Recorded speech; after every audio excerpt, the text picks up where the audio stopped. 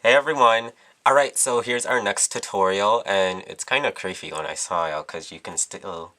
Oh, that's weird. But yeah, this is the tutorial. It's loosely based off of Harvey Dent from the Batman movie, only because his was like this, and he had, like, you could see the muscles and stuff like that, only they use, like, special effects, CGI, a whole bunch of stuff, but this is my take on it. I don't do the burnt skin or anything like that. That's just way too much going on for this side of my face. But if you want to know how to do that, Nicholas on YouTube actually did a video to make it look like your skin has been charred. So I'll put a link over and down, or over depending on if you're watching the big or small video. I'll put a link over there somewhere in the sidebar so you can go check that out. But yeah, let's just go right ahead and get this tutorial started.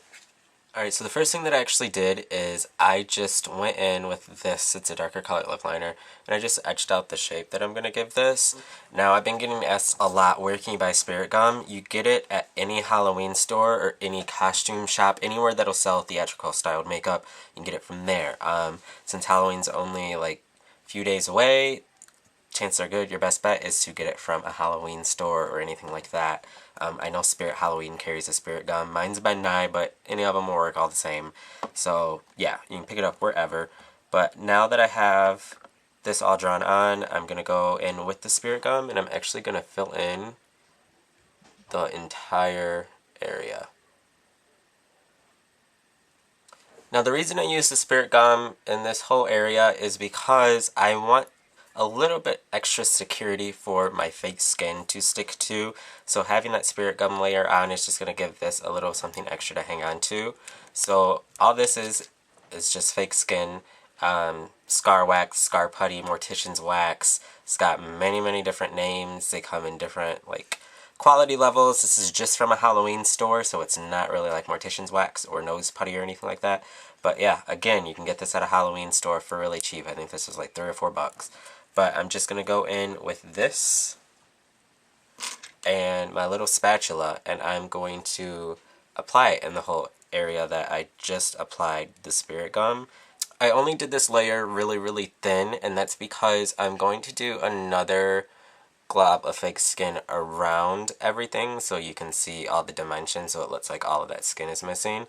But another thing that I did, you can see there's a line right there. I just took my tongue and ran it across the bottom of my teeth, and then just went in with the other end of my spatula and did that line so that way I could figure out where all the teeth are going to go once I actually start to place them on the skin. Now that I have the wax on and have that line and everything, I'm just going in with pink Kryolan Aqua Color. This is bubblegum pink. And I'm just going to put this pretty much all over. Now I'm just going over it with a red, and I'm just setting that right on top.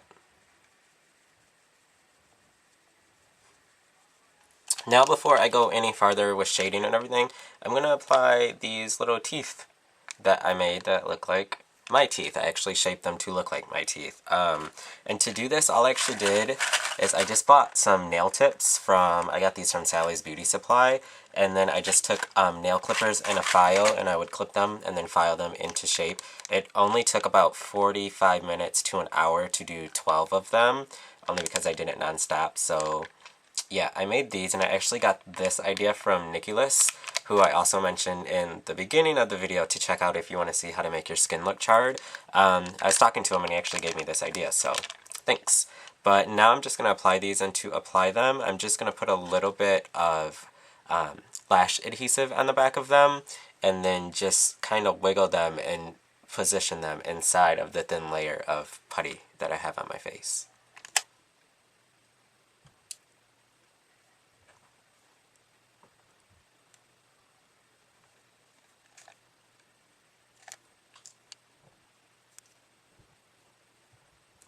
So I have them attached, and right now it doesn't look like much, but you can see I can move my mouth perfectly fine, and the teeth move with it. But now I'm going to attach the muscles, and the way that I made those is I just took a little itty bitty container of puff paint. You can get that from a craft store, fabric stores, anything like that, and I just took a red one, and I used one of these little sheet protectors, and then I just made like lines and made different shapes and everything with that, and then I let it dry all day because That way they just peel right off.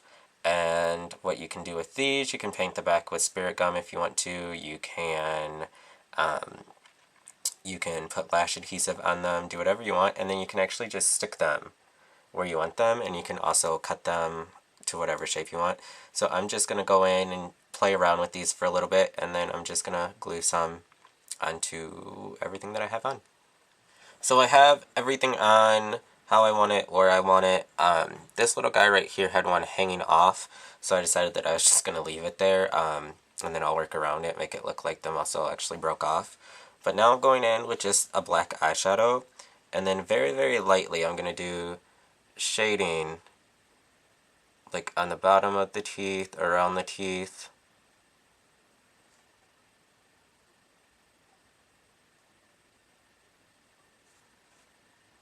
You can see I did my shading, and I have most of it how I want it.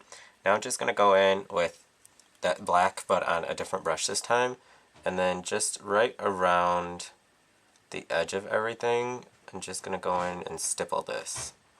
Now I'm going to go back in with that spatula and fake skin from earlier, and I'm going to do a nice thicker layer right around the edge to make it look like the skin is ripped off or just missing from that general area. And I'm just going to set it and then smooth it. You can also do this with like a business card or anything like that.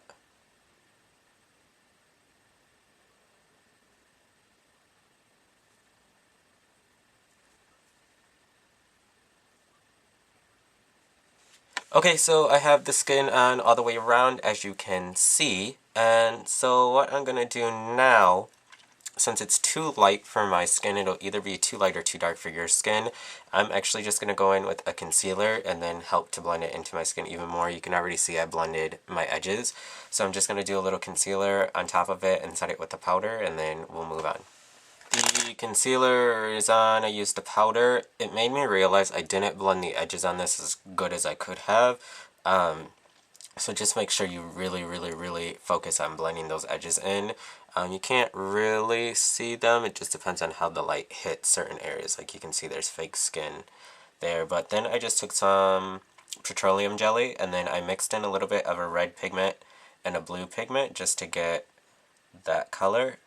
And now I'm just taking it on the back of a Q-tip. I removed the cotton from it, but it's nice, thick, and goopy. And then I'm just going to apply this on the inside of the open wound. So once you have the fake blood on, it looks like that. So it's complete. Yeah.